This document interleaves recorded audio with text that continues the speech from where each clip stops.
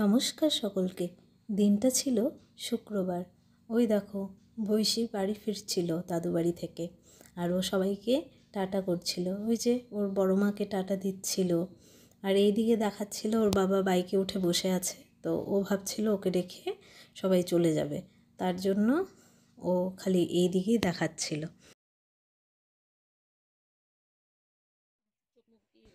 আর এই দেখো ওর মানি আর ওর বাবা যাচ্ছিল জন্য ওর কি কান্না। ও ভাবছিল যে ওকে রেখে মনে হয় চলে যাচ্ছে, তো যাবে, তার জন্য কান্না করছিল। যে বৈশীর দিদুন বৈশীকে টাটা করছে আর বলছে আবার চলে এসো।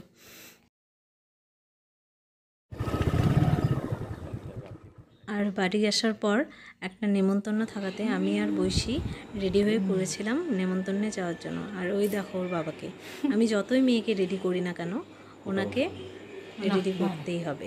আমার সাজানো ওনার পছন্দ হয় না।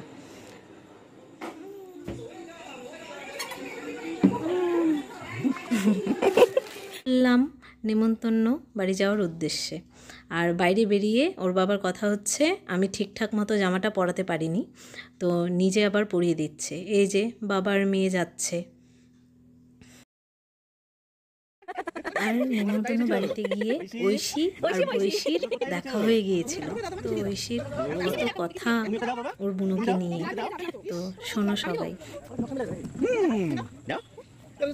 বাবা তুমি দিয়ে দাও, বাবা ও বাবা একটা মিষ্টি দিয়ে দাও, মিষ্টি দিয়ে দাও, দিদিকে মিষ্টি দিয়ে দাও, দাও।